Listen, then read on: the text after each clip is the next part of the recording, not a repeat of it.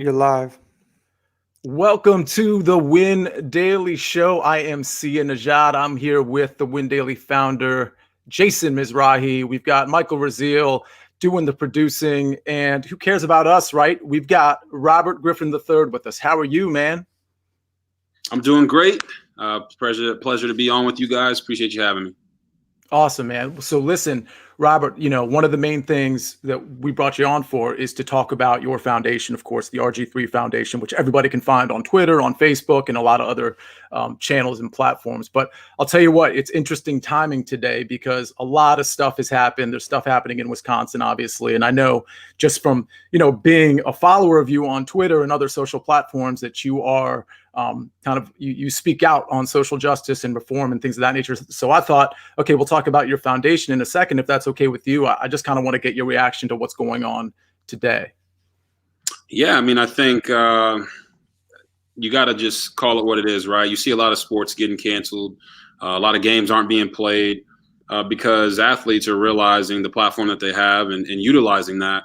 And, with what happened with Jacob Blake, I can't say it enough. No one deserves to get shot in the back 7 times in front of their children, regardless of whether or not they were, complying with the officer's orders or not. That's just unnecessary. And, I listened to Doc Rivers talk about it and how, we love this country, but sometimes in the Black community, we feel like they don't love us back. And I thought those were powerful words. And I think athletes are taking the time to kind of speak out the right way. And we're not just here for entertainment, right? We're human beings. We have lives. We were part of that community. And many of us we're part of that community, embedded in it when we were growing up. So to see the outpour and the reaction to everything that's going on has been really, for me, it's been amazing to see because it's what we need. Yeah, I'm curious. We have what's going on today. A lot of the NBA, well, all the NBA games obviously are canceled, at least temporarily. And some baseball games have been canceled, particularly the Milwaukee Brewers game. I'm just kind of a layperson, right? You're the athlete. You have the platform. You have the 2 million followers on Twitter and who knows how many on Instagram and all these other social platforms. So it's super easy, I think, Robert, for you to communicate with the masses. That's great, right? But for somebody like me, for example, I mean, I do have a platform with Win Daily, but maybe somebody that's, just your average Joe or your average Jane that wants to help, but maybe doesn't know how to. I mean, do you have any advice for that person? What can they do to kind of force the change? Yeah, and I think that's where it starts, right? We talk about this all the time. Me as an individual, regardless of what my outreach is through the social media channels, I'm not going to be able to change the world on my own, right? So that's why I created the foundation and I speak out on these issues because I'm trying to just educate the masses about what's going on, about how they can help impact change, right? So a big thing that we do with the foundation is we want to be the foot soldiers, right? I put people in place to be able to get the funds in the right hands and do the right things with the money, because people are going to wake up on the daily basis and they're going to be like, man, I want to give. I want to help in some type of way. How can I get that done? Well, they don't have the time, right? They get up, they got their 9 to 5, they're busy, they got their kids, they got the after school things, they got the mom with the 4 kids going to the soccer games, right? Well, we want to be able to be those foot soldiers for you to say, all right, you don't have the time, but we do. If you want to give money, you want to make this world a better place for our kids and our future generations, our foundation is able to help you do that. We help military vets, right? A lot of people see me on Fixer Upper working with Chip and Joanna doing those things for the military veteran homes. We work with the underprivileged. We work with victims of abuse. And we want people to know that their money is actually making a positive impact, right? We're not going to take your money and ship it over to Croatia or Africa and you not know what's going on. We're not going to use your money to fill a payroll, right? We don't do what we do with the foundation because it's a way of life for us and how we make money. It's how we give back. It's how we want to make our communities a better place. So those types of people who don't know what to do, we want to be that for you. We want you to give and donate to us so that we can help you impact the world. And I think the thing that people lose sight of is, although I can't change the world by myself, if I'm trying to change the world for the better, that's a step in the right direction. And I think that's what you're seeing nowadays. People are just trying to educate. They're trying to give people a little bit of background to what has been going on for generations and generations so that they can step up and be a positive voice. Yeah, and I'll tell you, that's sort of a space, I think, in terms of getting the word out and getting information out, that there's not really a platform to talk about people like yourself and their foundations and things. Of course, you have your own platform, but we don't really talk about athletes, in my opinion, other than, when maybe bad stuff happens or maybe when it's actually pertaining to the athletic event itself. And so for me, what I want to do, I think what Win Daily wants to do, and of course we've contributed to the RG3 Foundation as well, and we plan to contribute more. We actually have just FYI, we have anybody who's listening, we have a raffle going on. If you follow the RG3 Foundation at RG3 Foundation and at Win Daily Sports, we're going to have a random draw for Robert Griffin III signed autographed football. So, you got to retweet the live stream for that and then follow the RG3 Foundation, Win Daily Sports. But my point in saying all of that is, I just wonder, for the people that maybe don't have something to donate, what can they do? Is it merely just kind of going to the foundation or to some of these foundations and just kind of doing their own research? I mean, what would be your recommendation there? Yeah. So the first thing I would say is, I think we've all got $1, right? $1 laying around somewhere that we can donate. And the way that I try to envision in my mind and how we structure with the foundation is that if 1 million people give $1, that's $1 million, right? Yep. That $1 million is that's extremely impactful for each community and for the people that we would be helping in those communities. So we don't want people to think that when you think donation, you have to give, $1,000, $100. If you want to give $100,000, go for it, and we'll gladly accept that and use that. But if it's just $1, that's $1 going towards a positive cause. The people who have given that $1 or have given that $10 and they want to do more, you can contact our foundation through our email and figure out ways to be able to volunteer in the community. Obviously, I'm a Texas-born kid, and well, not born. I was born in Japan, actually, but I'm a Texas-raised kid, and we have our foundation center in Texas. It's based in Dallas, and then we're here in Baltimore, and I've got the executive director here in Baltimore, which is my wife, and we can help in this community as well. So if you reach out to us through the foundation website, I think it's the rg3foundation.org, we can help you and lead you in a direction to where you can help not only us, but also other foundations as well. Robert, it's interesting because you mentioned the military and how your foundation specifically helps the military among other groups. And I'm curious because you're on an interesting platform with, my understanding is your mother and your father were Army sergeants, correct? Yep. And you kind of raised in what people might suggest is, a military background, military upbringing, things of that nature. Oh, 100%. So with that in mind, and knowing that your foundation also benefits the military among other social causes, do you find yourself sort of in almost a fortunate position because you sort of get to speak about the social change while coming from that military background? Because I think there's this misconception that, okay, well, you're either kneeling or you're not kneeling. You're either pro-military or you're anti-military. And you seem to be in a unique spot where you can, obviously, I think anybody who thinks about it can be pro on all of those levels. But do you find yourself in a unique spot in that regard? Yeah, I do. And, I've said this before, but the people who are kneeling about social injustice in this country, it has nothing to do with the flag, right? Both of my parents were Army sergeants. My dad did 21 years. My mom did 13. I'm a military brat. I grew up in a military community in Copperas Cove, Texas. And everyone that I have talked to has no issue with guys kneeling to bring attention to the social injustices and inequality in our country right now. I think someone said it earlier today. I can't remember who it was, but they said it seems like sometimes we're just waiting for the next hashtag of what black person is going to get killed unjustly. And we don't want that to happen, right? Growing up in the military community, I did have friends who had family members who went over and fought in wars and did not come back.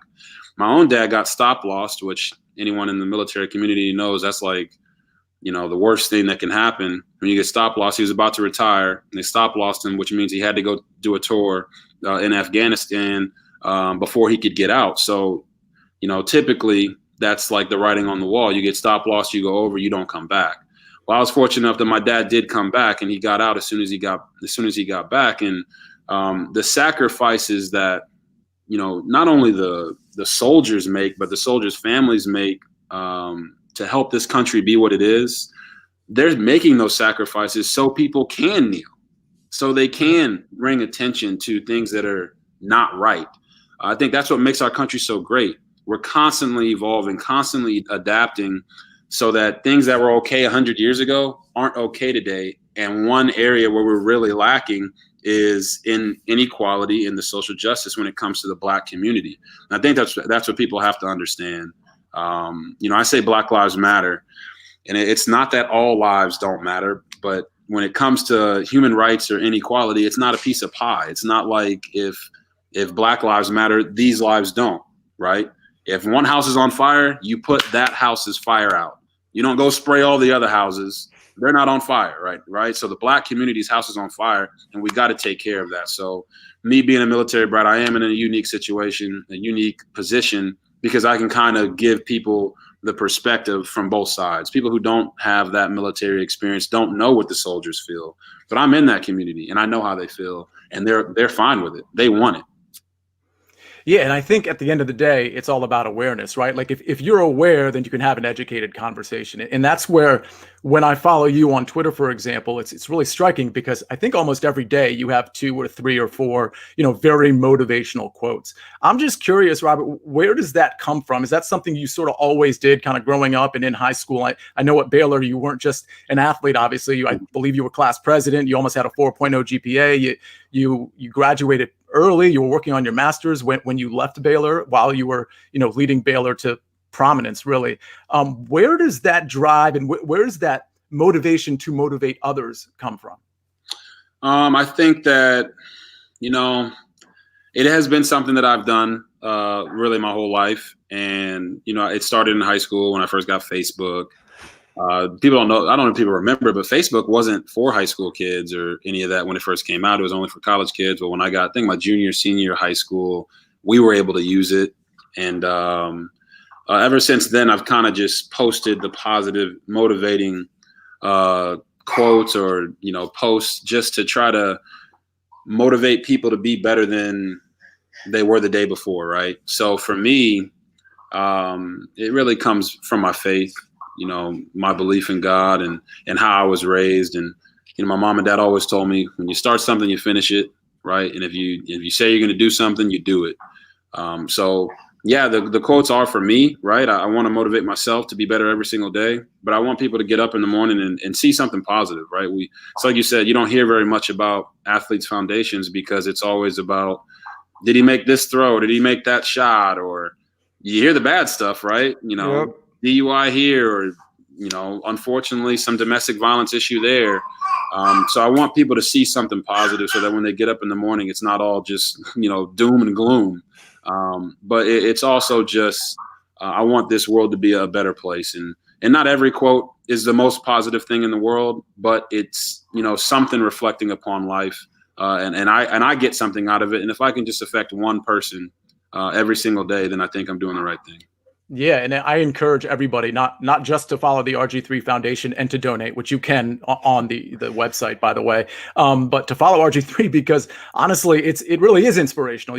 Robert, I like to do those things too. I know Jason does too. We're really about positivity at Win Daily, and it's really kind of refreshing to have to wake up and see somebody that's like constantly trying to push people forward. And honestly, speaking of that, I'm really curious about training camp right now. I mean, obviously you are with the Baltimore Ravens. It's a world-class organization from the top to the bottom.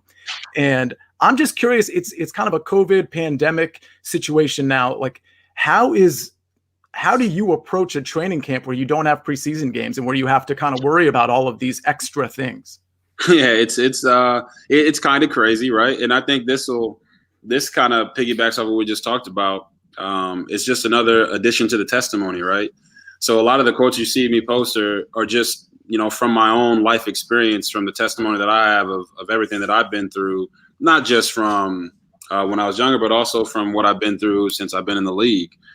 So this is just another chapter to that story. And, I can't say enough how great the Baltimore Ravens have been about doing things the right way, putting protocols in place to try to keep us safe. But let's make no ifs, ands, or buts about it.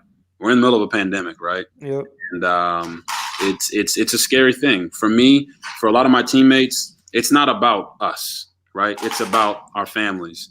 I don't want to come home every day knowing that, man, I'm the reason that my wife got sick or my daughter got sick.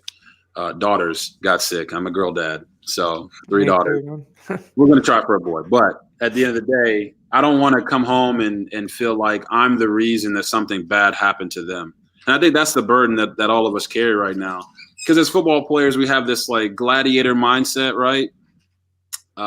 You can get through anything. You can push through anything.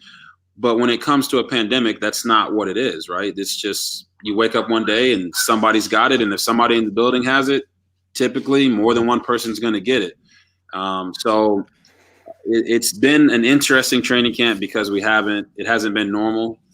But you can't expect things to be normal in the middle of a pandemic. So no preseason games, no joint practices. So for me, it's just about going out every day and just trying to get better, right? I think the team kind of knows what I bring to the table. I want to be a starter, and I prepare myself as if I am the starter. But my role with the Baltimore Ravens is to help the team be the best it can be and to help the starting quarterback be the best quarterback he can be. So I just go out there every single day, try to get better and show my value, show why I'm here, and pray that my opportunity to be a starter will come back around. So it's interesting because you broke your finger, correct me if I'm wrong, last preseason, right? And you weren't able to play the preseason. Correct. So now you are here and you don't get the ability to play in the preseason again. I'm just curious, like you seem, I mean, you are just so positive in general. I know that just from, again, social media and things of that nature, but you got to be a little frustrated, right? I mean, you want to show your wares. I think a lot of people think you're a starting quarterback. Right. Certainly myself and Jason do. So, I mean, what is there frustration there? Yeah, there's a lot of frustration there. I would say that, I'm just being honest. Last year when I broke my thumb, I was devastated. And a lot of people are like, man, why are you upset? Your spot is solidified. But the spot that I'm in right now is not the spot where I want to be. It's where I'm at, and it's where God has me to be in this moment. But I'm always striving for more, and I encourage everyone to continue to strive for more in their lives. But in 2018, I went in the preseason. I was out of football in 2017, and I played really well, played a starter ability, and the constant conversation was, let's see him come back and do it next year, right? Knowing that I was going to be a backup, knowing that I wasn't going to get an opportunity to play during the season unless something happened to the guys in front of me. So then 2019, I was geared up, ready to go, ready to play in the preseason, and it was taken away from me. So I kind of looked at it as God saying, this is where you're supposed to be right now. You want to draw up trade interest. You want to draw up, show people that you can get it done and quiet what they said from the year before. Well, he did it then, but can he do it again? And I'm like, man, it's the preseason. I'm a 7-year vet. I know what I can do. I know I can help lead a team to victory. So this year when COVID hit and I knew there wasn't going to be a preseason again, I just had to tell myself, don't let my frustration break me down. Use it to make me better. So that's kind of the way that I've approached it.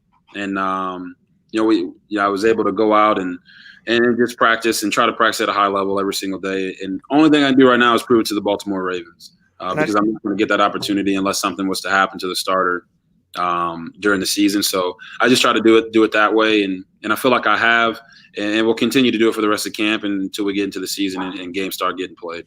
Yeah, I think that's the way to do it, man. The opportunity will always come with the unknown season of COVID. If you watch what these baseball players are doing and basketball players doing, it's going to be the next man up approach. So you got to be ready, and you'll be in that position to get it. And if that's not the case, the Ravens are going to be blowing out a lot of teams this year. So you'll get some of that time late in the fourth quarter where you can go out there and do your thing, man. So I think you guys have a huge season ahead of you, man. So keep doing the work, man. Nobody's watching, but have that Mamba mentality and just keep rocking it, man. Exactly. I think that's the most important thing. Even when no one can see what you're doing, you still got to work hard. Yep. The Ravens are a phenomenal organization, right? They have a lot of respect across the league. And I think if I've continued to prove it to them for the past 3 years that I can get the job done, that's going to go a long way in helping me secure the opportunity that I'm looking forward to in the future. So, Robert, you've proven it. Okay. I mean, clearly you've proven it over the last, 7-8 years. But what about let's say the undrafted free agent that's in camp right now. I mean, there's a guy named, I believe his name is John Daka. He's an outside linebacker for you guys. Yep. 6'4", 220, a menace on the field, super talented. I bring him up because he went to James Madison, which was my undergrad. It's a D1 AA school. So, those guys don't really get the looks that maybe some of the D1 guys do that, for example, went to Baylor. So I'm curious, when you are around those guys, are they already kind of like exhibiting their frustration too? Because they don't get a preseason either. I mean, at least in your case, you've kind of proven it, and you don't necessarily, now you want to prove it to yourself more, of course, but you don't necessarily need to prove it as much to the coach as the undrafted free agent, for example.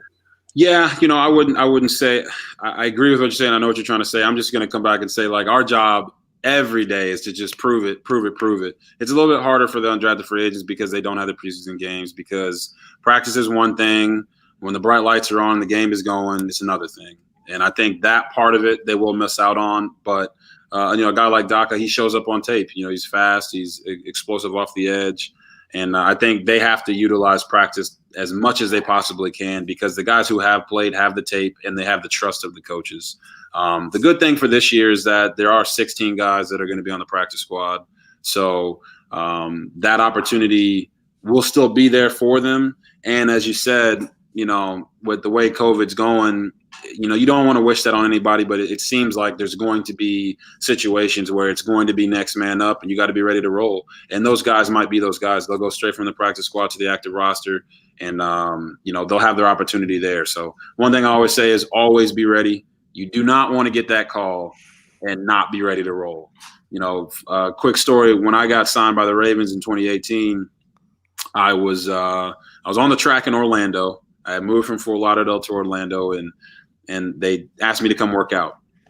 I was in great shape. I had been throwing for a while. And when I went to that workout, they said, man, it was like riding a bike. And I just told them, I said, I wasn't going to be the reason. I might have never got that call. I might have got the call 3 years later, and they're like, hey, can you play? And I was going to be ready to go as long as my heart was in it. So I try to implore those guys to never let your frustration break you down. Just let it motivate you. And when you get your shot, don't let up. Yeah, and I saw firsthand evidence of that, Robert. I saw you working out a little bit in the Fort Lauderdale area, a couple of years back, and you seemed like you were ready and you were geared up for that phone call. Man, I literally saw it, and it was really refreshing to see. So listen, we have some rapid fire kind of fun, like get to know you questions. But before we get there, it is NBA season now. I know we have the boycott going on right now. It looks like things will resume in the next probably couple of days with the NBA playoffs. You grew up more a basketball player than a football player. I'm curious, did you have anybody you looked up to? And I got Magic Johnson pictures in my background. He's a little bit before your time, Robert, but was there anybody when you were in middle school and high school that you were like emulating from a game standpoint? I mean, the obvious answer is Michael Jordan. I grew up in that time, the like Mike kids. So people notice when I throw the football, my tongue is out. I mean, that's just from what I saw, right? I wanted to be the greatest basketball player to ever live, and then I stopped growing. So I just stuck with football. I had offers from Florida, Baylor, and Nebraska to play basketball at high school. So, I saw that through, and I just realized, I was 6'2" at the time. I think I might have grown a little bit, but I'm 6'2". I was 6'2" at the time, and I felt like that was the perfect height to play quarterback. And I went with that. But, this year, it's hard to go against the Lakers, right? With LeBron and AD and what they've been able to do. But if you watch the playoffs and what's been going on inside that bubble, I mean, it's incredible. It's anybody's night, right? With the way that they're shooting right now in the NBA. And, I feel like you might have to start examining moving the three-point line back. These guys are shooting everywhere. But it's been fun to watch, honestly. And I think the fact that just bringing it back to what's going on in the world, the fact that they canceled all those games and the athletes stood up and said, we're not going to do this. I think that speaks volumes about where our country is headed. And I think that the athletes can be a big part of leading it in the right direction. That's awesome. So here we go, Robert. Are you ready? Because we have we came up with some rapid fire kind of get to know you questions, and it's going to be fun. Are you ready? Let's do it. All right. So here's the first one. Where do you keep your Heisman Trophy? Ooh. My Heisman Trophy has actually, for the past, 9 years, been with mom and dad. So nice. I don't keep it with me. I gave it to them. You know, they helped raise me, put me in a position to be the man that I am today. So they have it. All right. So we often, and part of the reason we sort of, conceptualized, Robert, you coming onto the show is we keep, me and Michael Raziel, who co-host a show during the week, we kept saying 3 and RG3, and then this just kind of moved into this thing where we looked into the RG3 Foundation, and here you are. So, but the point is, I kind of want to ask you a couple questions in threes, right? So 3 favorite movies off the top of your head. Okay. My favorite movie of all time is John Q. Denzel Washington flick. Man, I'm not gonna lie, guys. I'm a Moulin Rouge guy. It's an incredible movie. All right. Very, very bad storyline, but I liked it. I don't know why. And man, third movie would probably be Gladiator. There you go. That's a good one. If that's not a peek behind the curtain, Moulin Rouge, I don't know what it is. That's fantastic. All right. 3 musical artists you'd want to hear in the locker room right before a game. Okay. Or bands, whatever. Yeah, I'm a different cat, so I don't always listen to the upbeat music before games. Being a quarterback, I try to like to mellow out and chill. So I'd probably first would be Fred Hammond, a Christian artist. Then Drake, and last, man, I don't know. I might throw on some T-Pain. Just. Okay. My vote would be Ray Lewis coming in there. My vote would be Ray Lewis in there preaching, man. When that guy talks, man, I just want to run through a wall, and I'm 5'10", $190s. That's the dude that I would love to see him coach on the sidelines, man. That guy's got so much passion behind anything he does, and he knows the game like a quarterback, man. I think he's a quarterback on the other side, man. Love seeing him on ESPN doing everything that he does, man. Yeah, Ray's great. He comes around the team and talks to us also. So anytime he gives a speech, you're locked in, glued in, watching everything he's saying. Scary dude, man. I wouldn't want to see him chasing you. No, I played against Ray. Great player. Luckily, he didn't catch me. So. Track star. Okay, so rank the following candy bars: Snickers, Kit Kat, Twix. Ooh, I'm gonna go Snickers, Twix, Kit Kat. That's the right answer. Wow, good job. All right. This one might be a little difficult. Robert Griffin III. 3 favorite sitcoms as a kid. Ooh, as a kid. Now, let me qualify that. Not as like a little kid. Okay, I'm like, Teenage Mutant Ninja Turtles, Dragon Ball Z. Still Dragon Ball Z would still be number 1 for me. I'm a nerd. It is what it is. I accept it. I would say after that, be like a 2/ between like the Jamie Foxx show, Martin, and the Wayans brothers. And then the third, like I said, I'm a little weird, so I'm a little all over the place. Third would be Friends. So, I'll be there for you at all times. That's very well rounded. Okay, so does the person in the middle seat get both armrests?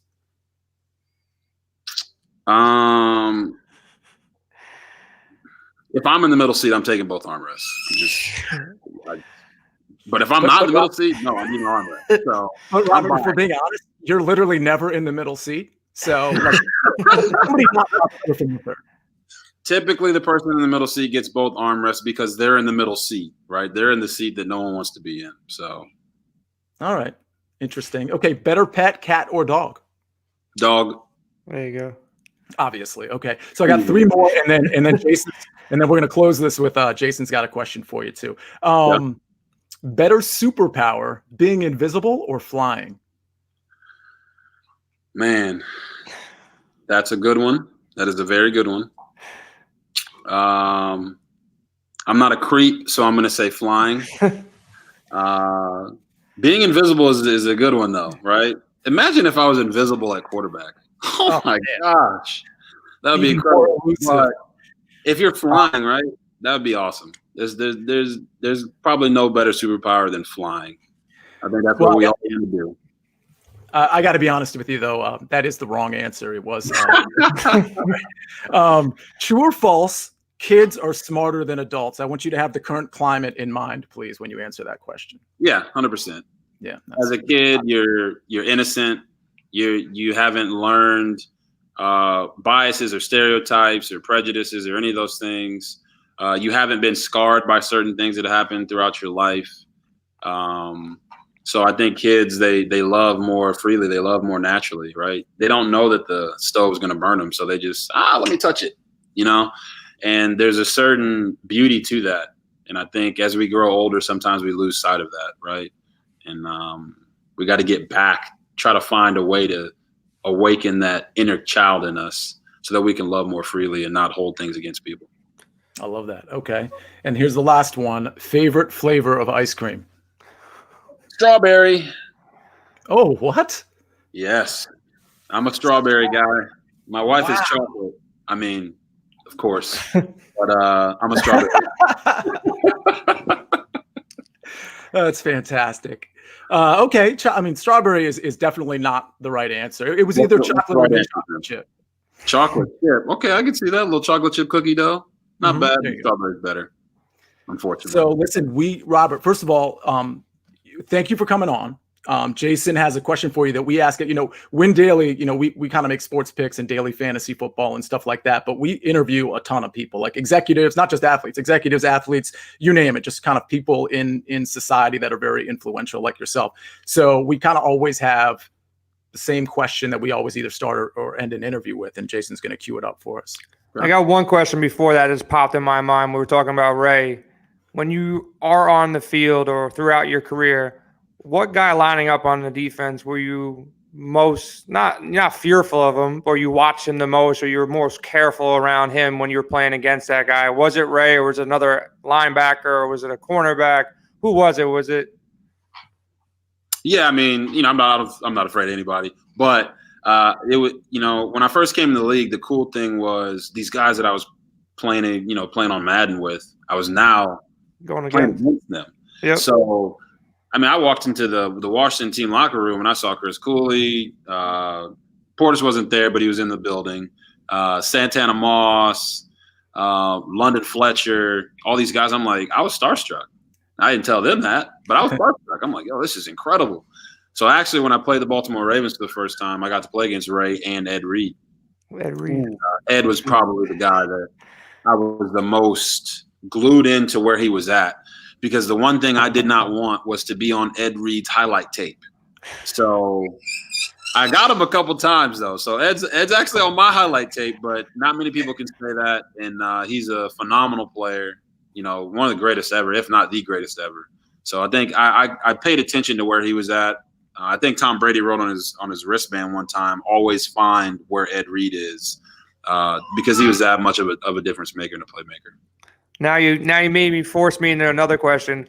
I think Brady's going to have a good year. I think he's actually going to have a chip on his shoulder, because some people like myself think Belichick had a lot to do with it. Great system, great organization. What do you expect out of a guy like Brady this year? Do you think he's going to go out there and put up big numbers, or do you think he's going to struggle with a new team, new organization, and just, some new defenses? I think it'll be a little abnormal for him. I don't think his season will be abnormal. And the reason I say that, I'm not an analyst or anything, but when you look at them on paper, offensively, they have way more weapons than he's ever had. Exactly. I wouldn't say ever in his career. He had close to it. Yeah. But for like the past 5 or 6 years of his career, they've got way more weapons on offense than he's had in a long time. So when I see that, I'm inclined to say, God, just throw it to this guy and throw it to this guy and you'll be fine. Yeah. So I don't know. When we play them, our defense is phenomenal.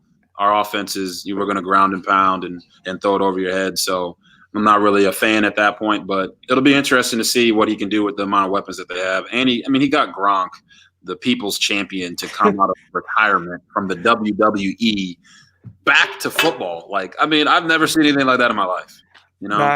So I hear you on that.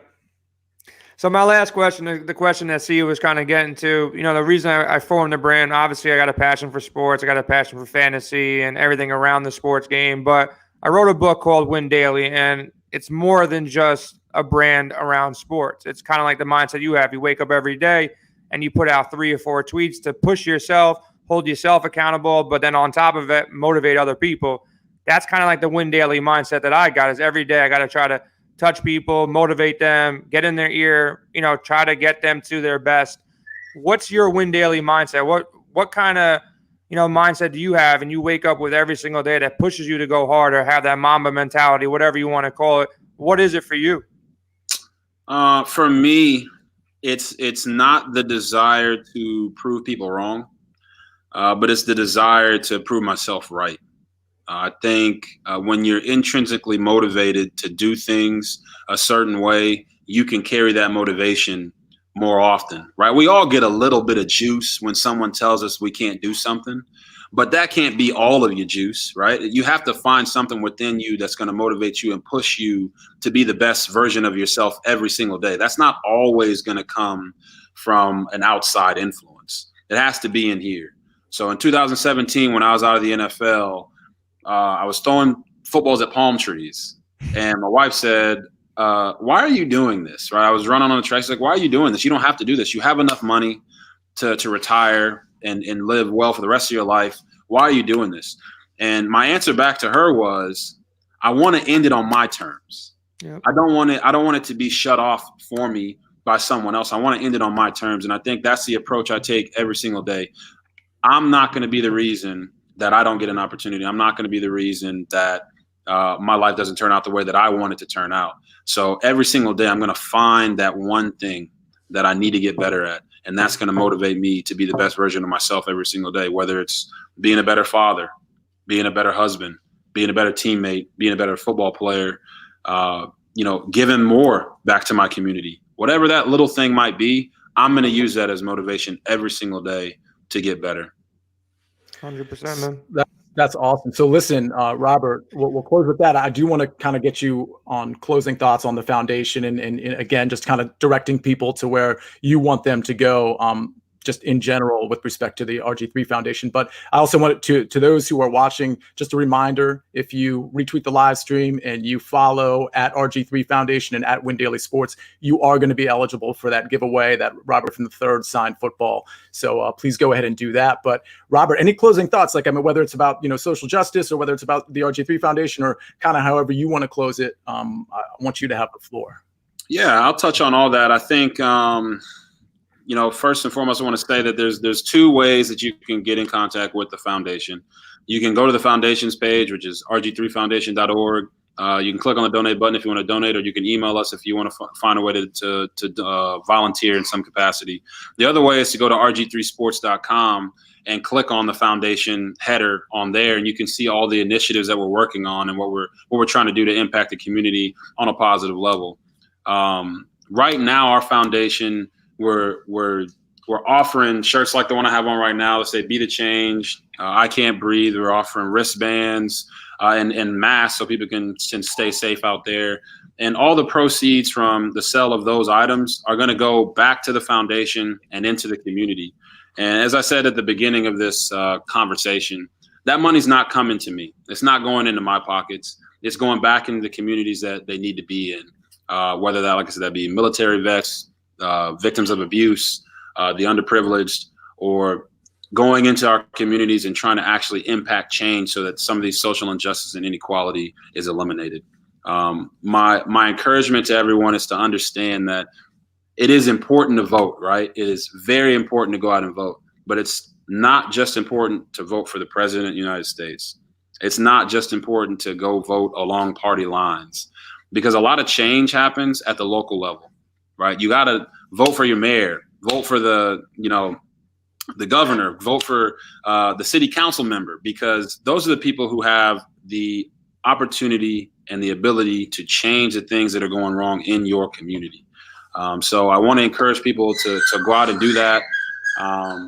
Join our family, allow us to be your foot soldiers so that we can go out and make change in this world. And the bottom line is, it takes money, right? It takes money to make change. It sounds cliche, but it's the truth. And if you have anything to give, we encourage you to give it to us so that we can go out and put your money to work to make this world a better place.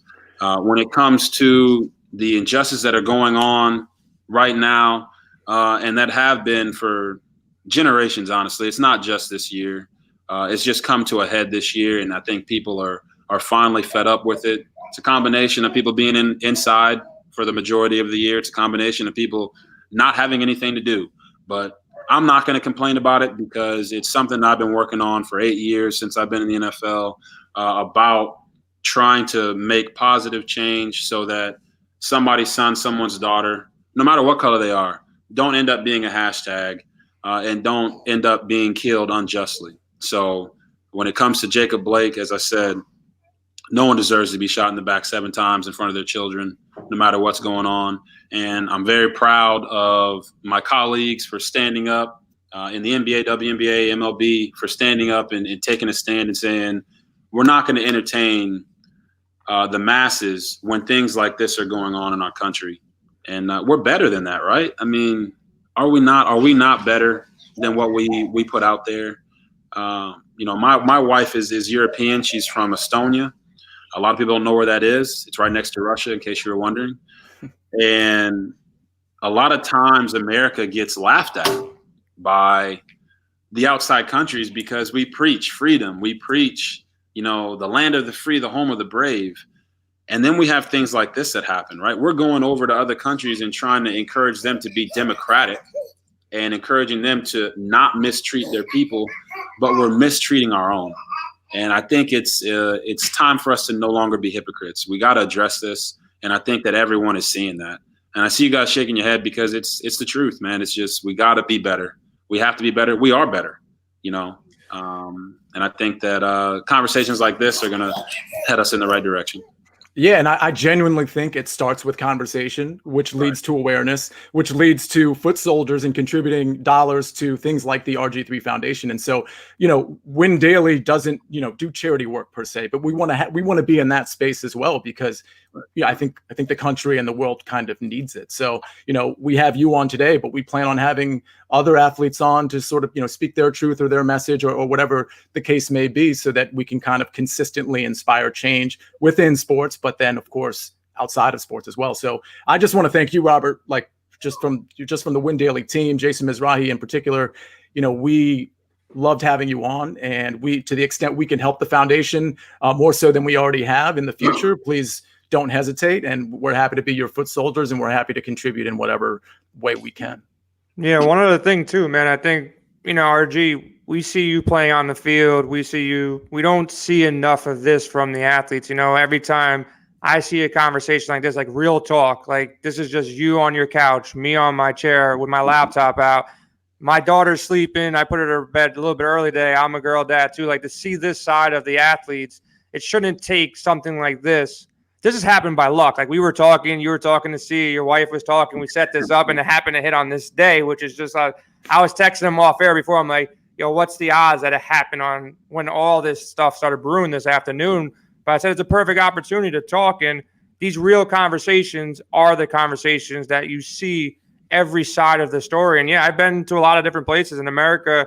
They laugh at us, man. They laugh at us because a lot of things. It's so much between the education that we preach, that we have the best education. And I go to other countries. I've been to Spain. They know more about politics and U.S. politics than my friends do in New York. It's just like, it's all, I wouldn't say it's fake, but there's a lot of stuff that can be more real. And that's the way I look at it. And these conversations, like, I would love to continue these conversations because I'm learning about you, and I'm learning, and I feel like a lot of other people will learn that athletes have more than just one skill, which is throwing a football or being super fast and super athletic.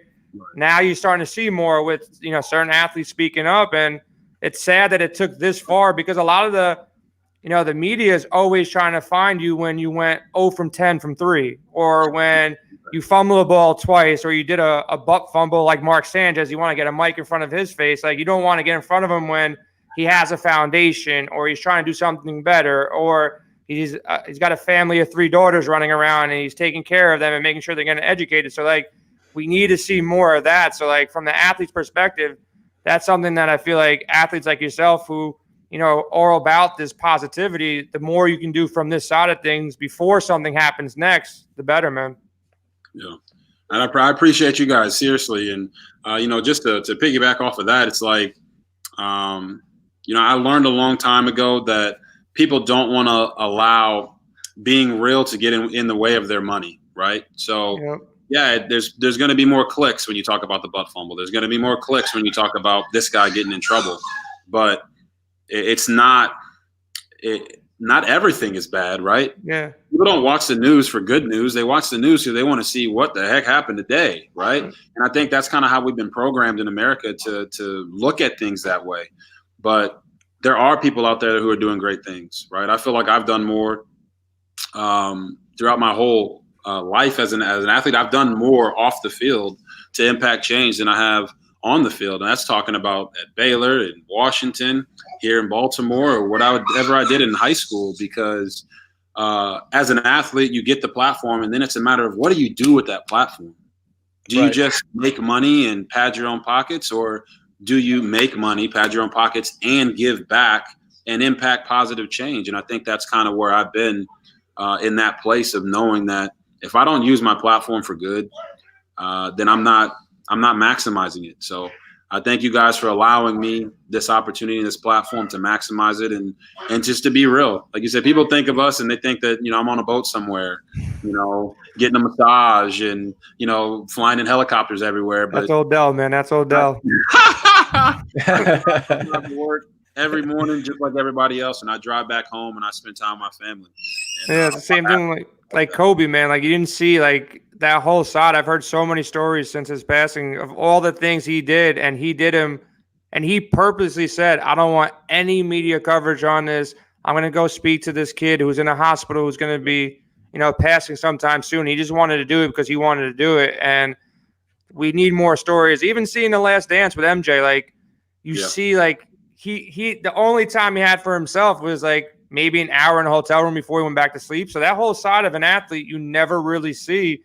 And during this quarantine, you get to see some of, some positives from some athletes that are going on and, getting mic'd up and talking about different, situations was really big to see. That was the one positive that came out of the quarantine and COVID was you're seeing another side of media where you can't go to ESPN. You're just sitting home and you're talking like real talk. So I hope more athletes take advantage of that during these off seasons, man. Yeah, I appreciate you guys. You guys are a big part of the conversation. So appreciate the opportunity. Thanks for coming on, Robert. We really appreciate it. Later, brother. Have a good season, bro. You get that shot, man. Let's do it.